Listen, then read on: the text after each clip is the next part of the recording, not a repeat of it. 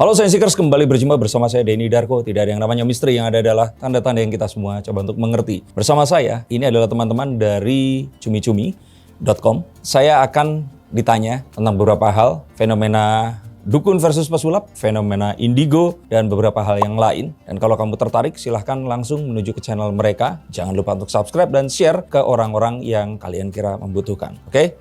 Check this out. Bagus. Bagus. Karena ya dengan ini semua, kalau keuntungan pribadi, nama pesulap itu naik. Karena yang naik namanya bukan Marcel Radival, tapi pesulap merah. Karena saya pesulap. Trik-trik sulap pesulapnya, maksudnya jadi membongkar trik sulapnya, pesulap. Kalau saya pikir itu satu keniscayaan ya, pasti akan terbongkar karena akhirnya semua hal itu akan terbongkar di sosial media. Maksudnya begini, dulu hanya orang tertentu yang punya pengetahuan akan resep, punya pengetahuan tentang teknik memasak agar setelah itu dilatih jadi punya skill dan bisa buka restoran. Sekarang semua orang bisa buka restoran. Jadi di era seperti sekarang, ilmu pengetahuan itu nggak bisa kita sembunyikan. Jadi saya pikir akhirnya orang yang akan menunjukkan sebuah pertunjukan sulap itu bukan orang yang mengetahui rahasia, tetapi bagaimana bisa mengemas hal itu tadi di antara hal-hal yang lainnya, disajikan dan bisa diterima oleh penontonnya. Jadi kalau ini dibongkar, saya nggak pernah risau tentang pembongkaran sulap dan alat sulap di sosial media. Karena bukan itu esensinya. Apakah saat kita tahu bahwa satu trik pengambilan gambar di sebuah film, terus kemudian kita nggak enjoy lagi nonton filmnya? Saya pikir nggak. Bahkan di saat video ini dibuat, filmnya Joko Anwar, Pengabdi Setan 2, Communion, ini sedang ada di layar lebar. Saya memfollow Joko Anwar di Facebook, dan Joko Anwar sedikit demi sedikit itu menunjukkan proses pengambilan gambarnya. Apakah terus kemudian pas datang, wah ini setannya nggak beneran, pocongnya ini ternyata patung? Nggak juga. Tetap kerasa seremnya, dan ini adalah sebuah paket pertunjukan yang lengkap. Kalau boleh saya katakan, sebenarnya memang pesulap itu tuh punya satu kegelisahan sendiri terhadap orang-orang yang mengaku sebagai paranormal. Dan ini tidak hanya Marcel. Kita runut ya, saya dulu pun itu sempat mau membuat sebuah acara televisi yang ingin membongkar fenomena perdukunan. Tapi karena dianggap terlalu membahayakan, bukan karena takut disantet, tapi takut karena nanti kebayang nggak, misalkan ada satu perguruan apa yang dia mengaku memiliki kekuatan sakti, gurunya nggak terima, muridnya bertindak, kan kita akan celaka. Akhirnya jatuh-jatuhnya saat itu di sebuah stasiun televisi swasta yang ada angkanya, ya kan? Yang ada angkanya cuma satu ya. Itu akhirnya kami membongkar penipuan, cara copet ngambil dompet, cara penipu menggunakan kata-kata untuk membujuk lawannya. Nah seperti itu. Jadi ini akhirnya yang kami berani lakukan. Tapi kegelisahan itu sudah ada sejak lama. Kalau ditarik lebih lama lagi, ada satu magician di Amerika Serikat namanya James Randi. Dia ini memberikan hadiah kalau tidak salah $100.000 kepada siapapun yang bisa membuktikan kalau memiliki kekuatan supranatural. Dan sampai detik ini tidak ada yang diberikan uang itu tadi. Mau ditarik lagi ke belakang, Harry Houdini. Siapa yang nggak tahu Harry Houdini ya? Pesulap paling terkenal sepanjang masa. Dia ini pernah berseteru dengan seorang paranormal wanita yang dia ini mengaku bisa berbicara kepada arwah mendiang ibu dari Houdini ini. Sampai akhirnya saat si wanita itu kesurupan, dia mengatakan sesuatu yang dia kayak ngomong ke si Houdini. Houdini kayak ngasih pesan, saya nanti akan tiada atau apa, kamu baik-baik aja di dunia dan sebagainya. Sampai akhirnya Houdininya marah saat itu. Membalikkan meja, terus dia mengatakan bahwa wanita ini bohong. Bagaimana si Houdini tahu kalau wanita ini bohong? Karena Houdini tidak pernah dipanggil oleh ibunya dengan nama panggungnya. Nama aslinya Houdini itu adalah Eric West. Jadi ibunya selalu memanggil dia dengan nama Eric. Nggak pernah sekalipun manggil dengan Houdini. Saya pikir sama kayak ibunya Marcel juga nggak pernah manggil Marcel atau pesulap merah. Manggilnya pasti Haris ya. Seperti itu. Yang udah dibongkar ya sama Pak Kades. Pak Kades atau Pak lawyer nih, saya nggak tahu. Nah tapi ini sesuatu yang unik karena wanita yang mengaku sebagai paranormal itu diduga waktu itu adalah istrinya Sir Conan Doyle. Kalau itu nggak cukup tahu orang-orang, Sir Conan Doyle ini adalah seorang penulis novel dan karya yang paling terkenalnya itu adalah Sherlock Holmes. Jadi Houdini sejak dia merasa ditipu, dia akhirnya melakukan perang terhadap paranormal sepanjang hidupnya. Dan kalau saya boleh dengarkan satu podcastnya Master Deddy Corbuzier dan Marcel Radival ini, bahkan Master Deddy ini mengatakan ada konspirasi yang menyelimuti kematian Houdini. Dicurigai dia ini meninggalnya jangan-jangan diracun oleh orang yang sakit hati. Karena mungkin ya mata pencariannya dibongkar sama orang lain. Begitu. Kalau saya boleh bilang, secara pribadi ya, saya tidak ingin mempengaruhi siapapun. Sakti yang dimaksud secara langsung, misalkan kebal dan sebagainya, saya tidak percaya. Nah, tapi kalau dia bisa menunjukkan seolah-olah kebal, itu ada banyak. Dan ya termasuk di dalamnya menyembuhkan orang dan sebagainya. Mungkin kata-kata saya ini terdengar kontroversial, terdengar karena Anda ini pesulap, Anda nggak percaya. Bukan. Tapi karena pesulap ini adalah makhluk yang penuh logika. Dia saat melihat sebuah pertunjukan sulap selalu berpikir bagaimana cara menyusunnya. Pertanyaannya sebenarnya simpel saja. Kalau seandainya ada orang bisa menyembuhkan orang yang sakit, kenapa nggak buka rumah sakit? Kalau ada orang yang konon katanya juga istilahnya bisa melakukan keajaiban, kenapa dia tidak membantu lebih banyak orang? Dan yaitu tadi, melakukannya tidak dengan cara yang orang-orang lazim lakukan aja, gitu. Kita akan mengambil pandangan dari bangsa kita yang memang dahulu ini sangat percaya kalau ya orang luar negeri bilangnya itu animisme dan dinamisme ya.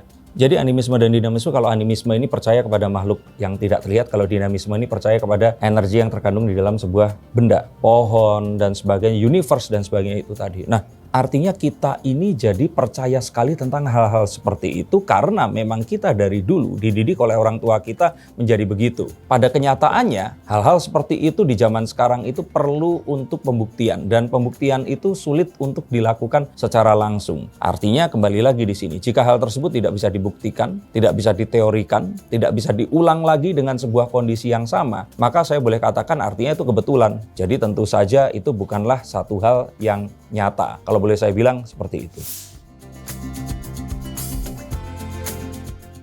Saya pikir ya masyarakatnya aja yang terlalu berlebihan. Karena sebelumnya saja kalau boleh saya ngomong agak sompral, ada kok orang yang percaya bahwa ini nabi, tapi di tempat lain percaya ini Tuhan. Itu juga nggak resah. Jadi kalau saya pikir ya kita hormati aja seperti itu. Tapi dalam hal ini kan keresahannya itu lebih kepada bagaimana hal seperti ini jika ternyata terus kemudian menimbulkan korban. Contoh, saya punya sebuah rekan yang dia ini punya saudara, punya sakit hati, sakit di bagian hati. Ya, liver hati, bukan sakit hati ya. Dia kemudian pergi ke paranormal dan dilakukan pengobatan alternatif, di mana pas pengobatan alternatif paranormal itu mengeluarkan seperti daging yang berdarah-darah. Dibuang, setelah ditanya gimana rasanya? Saya rasakan sekarang lebih ringan dan penyakit itu tidak ada. Dan akhirnya dia pulang dan selama 4 bulan berjalan. Akhirnya saya lupa exactly-nya ya, tapi akhirnya dia masuk ICU, tidak lama terus kemudian dia meninggal dunia. Nah ini kan false belief yang ditanamkan, yang akhirnya membuat orang ini jadinya seharusnya dia mendapatkan medical attention atau sebuah tindakan medis, itu tidak jadi dilakukan. Hal ini loh, yang kalau menurut saya jadi ya miris. Tapi kalau misalkan ada orang bayar belasan juta ingin jadi terkenal, bayar puluhan juta ingin jadi pemimpin masyarakat. Kalau menurut saya saat dia percaya dan dia datang ke situ mau membayar, ya ngapain kita harus belain mereka? Orang dari awal mereka juga sudah ikutan ya gila dengan percaya hal itu. Jadi kalau kembali ke saya bahwa apapun yang ada terjadi di dalam ruang tertutup, saat dua orang ini menyepakati sebuah perjanjian, itu tidak bisa kita ganggu-gugat. Orang suka sama suka. Bagaimana kita menggagalkan itu tadi? Tapi yang harus kita cermati adalah orang-orang yang tidak punya pengetahuan dan dipaksa untuk percaya kepada hal itu tadi. Itu yang kalau menurut saya sangat miris. Karena apa? Di era sosial media seperti sekarang ini, orang-orang yang ingin menjual jasa mereka seperti itu bergentayangan di mana-mana dan berusaha membuat orang yang tidak percaya untuk jadi percaya. Itu permasalahannya. Jadi kembali ya, kalau orangnya sudah percaya, ya sudah, ngapain kita belain orang mereka, duit-duit mereka keluarin seperti itu. Iya, kalau kita bilang salah dan benar itu kan dari angle yang mana? Jadi kalau saat itu secara transaksional mereka mau sama-sama mau, suka sama-sama suka, ya polisi pun tidak bisa memperkarakan itu. Nah tapi saat terus kemudian Marcel pun atau pesulap merah di sini mengatakan bahwa saya mencurigai orang tersebut melakukan ini, menduga, itu juga artinya nggak salah. Nah makanya sebenarnya apa yang terjadi saat ini juga, makanya saya bilang nggak disayangkan ya sudah, ini mungkin adalah sebuah edukasi ke masyarakat agar mereka ini juga lebih bisa mendengarkan informasi ini dari beberapa pihak, nggak cuma satu orang orang saja. Karena bisa saja loh, misalkan karena rumah kita di sebelahnya sebuah padepokan atau tempat pengobatan dan sebagainya, panjang hidup kita di situ, kita akhirnya percaya. Tapi saat terus kemudian kita mendengarkan orang lain yang terus kemudian menganggap hal seperti itu tidak ada, ya artinya mereka ini bisa memilih hal itu tadi. Dan toh selama ini pun saya menunjukkan dan membuktikan kalau orang itu sebenarnya bisa hidup berdampingan. Contohnya saya dengan almarhumah Mbak Yu.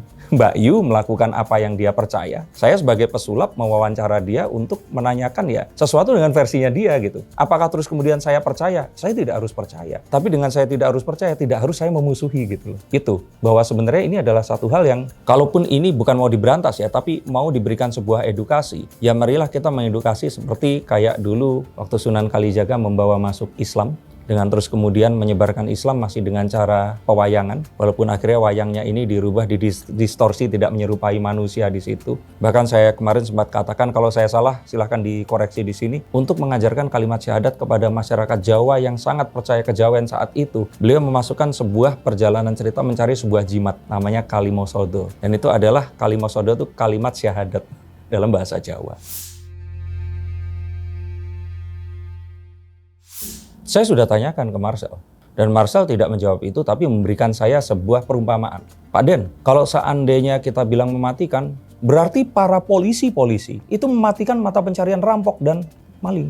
Nah ini saya nggak menyamakan ya, dia cuma menganalogikan. Artinya apa? Bahwa ya bukan berarti dengan sesuatu yang dilakukan, sesuatu hal itu tadi terus mati rezeki, karena rezeki basically itu ada di mana-mana. Dan kalaupun mau kita bicara, sebenarnya apa yang dilakukan Marcel? Ini tidak ingin menutup padepokan. Yang minta menutup padepokan adalah masyarakat. Marcel hanya ingin meminta. Saat itu Gus Samsudin itu menunjukkan apa yang dia lihat di kontennya. Ini nyata atau tidak, tapi di bawah inspeksi Marcel ini tadi. Dan itu hanya ke hal itu saja. Artinya tidak yang lain seperti ngeluarin keris dari kepala atau yang lain, itu tidak diminta setahu saya. Maaf kalau saya dianggap sotoy atau pansos di sini, tapi saya ingin mengklirkan agar karena namanya masyarakat mendengarkan berita, ada banyak, kebetulan saya kenal Marcel sudah lebih dari 10 tahun, kemarin pun baru ketemu, saya ngobrol, itu yang saya dapatkan. Dia mengatakan bahwa dia tidak ingin melakukan hal yang seperti itu tadi ke semua orang. Bahkan dia bilang dia tidak menyerang orangnya, tetapi dia fokus kepada konten dan kepada apa yang dilakukan di dalam konten itu yang minta untuk dibuktikan. Begitu. Ini akan sulit karena saya boleh analogikan perdukunan ini sama dengan prostitusi. Saat masih ada orang yang mencari jasa prostitut atau ya selama-lamanya ini akan ada. Jangan salahkan si turnya saja, tapi salahkan bagaimana masyarakat yang masih percaya bahwa untuk jadi terkenal harus datang ke dukun. Untuk misalkan jadi lurah, camat, naik pangkat, jangan salah loh. Ini bahkan pejabat-pejabat yang ada di Indonesia saat ini, itu masih pergi ke dukun, pergi satu gunung. Harus melalui seperti itu tadi. Mau sembuh, mau pintar, mau semuanya. Yang kalau kemarin saya katakan bahwa, iya ya kadang-kadang miris saat kita mengaku beragama. Kenapa kita harus lewat calo untuk memohon kepada Sang Kuasa yang kita jelas-jelas punya satu hubungan langsung kepada beliau ini tadi. Bahkan kita berkelakar saat itu, iya ya kan kita tahu bahwa Tuhan tuh nggak pernah buka cabang gitu. Jadi kenapa kok kita harus lewat para calo-calo ini tadi? Itu. Jadi harapan saya adalah dengarkan secara bijak. Jangan dengarkan hanya dari satu sumber saja, tetapi cobalah untuk dengarkan dari sebanyak-banyaknya dan coba untuk dicerna menggunakan otak kanan dan otak kiri kita. Saya katakan bahwa ini saya nggak belain Marcel ya, tapi satu yang sangat disayangkan ini adalah satu fenomena di mana orang Indonesia ini happy banget tiba-tiba mengeluh-elukan seseorang hanya terus kemudian untuk membantunya kembali. Contohnya JJ Slebeo. Nah, dulu dielu-elukan sampai akhirnya dianggap so artis. Misalkan Kang Ade Londok, cuman gara-gara satu kesalahan, semua nggak termaafkan. Jadi kalau saya pikir, kita harus tahu bahwa saya yakin itu video-video lama. Kedua, terus kemudian saat Marcel Radival atau pesulap merah di sini menunjukkan bagaimana dia ini mengutip ayat atau menunjukkan cerita-cerita yang berhubungan dengan kedekatannya dia dengan Sang Kuasa, kita langsung beranggapan bahwa, oh ini udah ustadz. Kalau ustadz nggak boleh mangku perempuan. Ya saya bukan ustadz juga nggak boleh mangku perempuan sih sama istri saya. Tapi maksud saya di sini, kenapa tiba-tiba hal seperti itu jadi menghilangkan apa yang dilakukan sebelumnya gitu. Yang saya pikir ya mungkin saja dia masih muda, mungkin saja dia juga waktu itu ingin mencontohkan sesuatu atau apa, kita harus cari konteksnya. Jadi artinya jangan sesuatu yang kita lihat di internet terus kalau wong Jawa bilang ini kita gampang gumun. Oh, bagus seperti ini. Tapi saat terjadi sesuatu kesalahan kecil, dasar munafik, dasar seperti itu. Jadi kalau saya boleh komentari, ini sesuatu yang wajar kok. Semua orang punya hal yang pernah dia lakukan, dan mungkin saja ini Marcel menyesali juga, atau mungkin happy. Tapi kalau menurut saya ini tidak mengurangi apa yang dia lakukan dengan niat baiknya untuk ya saat ini memberikan edukasi ke masyarakat tentang adanya dugaan penipuan yang dilakukan oleh oknum perdukunan. Bisa diyakinkan itu video lama ya, maksudnya sudah berulang lama ya? Itu video lama, karena kalau itu video baru ya terlalu bodoh dia kalau... Mungkin juga beda kan ya? Wig-nya masih tetap sama, cuman dia agak kurusan dan saya yakin itu sepertinya belum menikah. Atau jangan-jangan itu yang jadi istrinya sekarang. Jadi sekitar tahun, saya mungkin agak lupa-lupa ya, karena ini bukan satu ranah saya. Jadi sekitar tahun 1970-an, ada seseorang yang mengaku paranormal. Zaman itu nggak sebanyak sekarang ya, semua orang-orang mengaku bisa melihat sesuatu dan sebagainya. Namanya kalau nggak salah Nancy Ann Top atau Carol. Saya mungkin agak tukar-tukar, tapi silahkan googling, itu ada kok. Nancy Ann Top kalau nggak salah, ANNTOPPE. Dia mengatakan bahwa ada segolongan orang yang lahir setelah tahun 1978. Jadi saya pasti bukan indigo kalau masuk ke dalam kategori itu. Anda juga bukan? Dia ini mengatakan bahwa jika orang itu tadi penyendiri, dia orangnya pernah punya trauma dalam kehidupannya, dia orangnya ini pemalu dan juga dia nggak suka bergaul sama orang lain, orangnya gampang bosan, orangnya ini kadang-kadang suka melihat sesuatu yang sebenarnya tidak ada, orang yang lebih intuitif, dan pokoknya banyak, termasuk di dalamnya dia itu ADD. ADD itu kayak satu kondisi yang mungkin kalau orang-orang langsung menganggapnya ini satu spektrum autisme ya di situ ya. Nah itu artinya orang ini adalah indigo. Kenapa indigo? Karena menurut si Nancy Ann Top ini tadi, kalau saya nggak salah namanya ya, takutnya salah, dia itu mengembangkan sebuah cara untuk mengetahui aura seseorang dengan sebuah teknik fotografi tertentu, di mana setiap manusia itu dalam kondisi state of mind tertentu mengeluarkan warna aura yang tertentu juga. Jadi misalkan saat capek warnanya apa, saat kita happy warnanya apa, saat kita itu sedang kebingungan atau cemas warnanya apa. Nah, orang-orang yang seperti tadi dideskripsikan ini memiliki warna biru kegelapan yang namanya indigo. Indigo itu basically kan sebenarnya jenis warna kan ya, sama seperti magenta, cyan dan sebagainya. Nah, ini yang terus kemudian dipercaya menjadi beken di tahun 80-an dan terus makin terkenal hingga sekarang ini sosial media mewadahi anak-anak. Saya tidak pernah bilang anak indigo ya, tapi anak-anak yang mengaku indigo. Artinya kemudian indigo itu mengalami penyempitan makna di Indonesia. Sama seperti kalau orang bilang, Denny Darko selebritis, saya bukan selebritis, saya artis, seniman yang kebetulan nongol di TV dan sosial media jadi lebih terkenal daripada teman-teman seniman saya yang mungkin tidak nongol gitu ya. Tapi sebenarnya kan saat menyebut selebritis itu salah. Selebritis itu Dewi Persik, Saiful Jamil, orang-orang yang memang terkenal sekali namanya, melebihi karyanya. Jadi orang ini udah tahu dulu namanya ini tadi. Tapi mereka ini mungkin kalau ditanya, Dewi Persik nyanyiin lagu apa ya? Orang nggak ingat karena nama brandnya ini lebih terkenal gitu loh. Nah jadi saya ini bukan itu tadi, dan ini adalah penyempitan makna dari artis dan selebriti itu tadi. Indigo ini mengalami penyempitan makna sehingga orang-orang yang dianggap indigo ini hanyalah orang-orang yang mengaku bisa melihat makhluk halus di Indonesia. Mengaku karena saya pun sendiri sebenarnya nggak percaya sama makhluk halus. Menurut saya iya.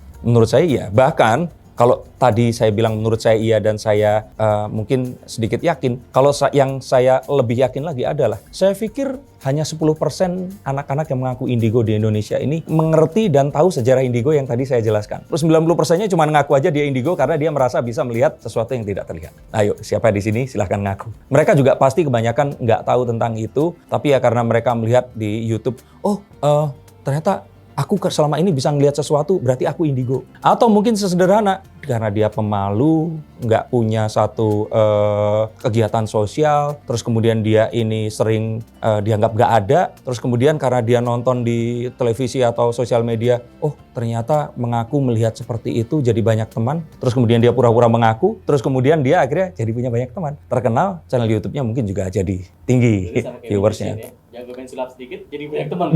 Betul. Nah, ini sama. Jadi ternyata, saya tadi mengatakan seperti itu bukan saya mocking ya, atau menyindir. Karena magician pun itu sama. Saya pun dulu ini, itu adalah orang introvert yang tidak memiliki skill yang main gitar, sepak bola, basket, dan sebagainya. Akhirnya saya iseng membaca buku tentang sulap. buku tentang meramal seperti itu. Dulu waktu sekolah juga sok-sok megang tangan cewek untuk saya ramal-ramal begitu. Yang akhirnya jadi sesuatu yang saat ini saya memiliki teman dan relasi dari hal itu tadi. Nah, tapi akhirnya, perbedaannya adalah jika seorang magician ini mengakui bahwa apa yang dia lakukan ini adalah teknik untuk menciptakan ilusi seakan-akan sakti. Terkadang anak-anak yang mengaku indigo ini akhirnya memposisikan diri mereka sakti.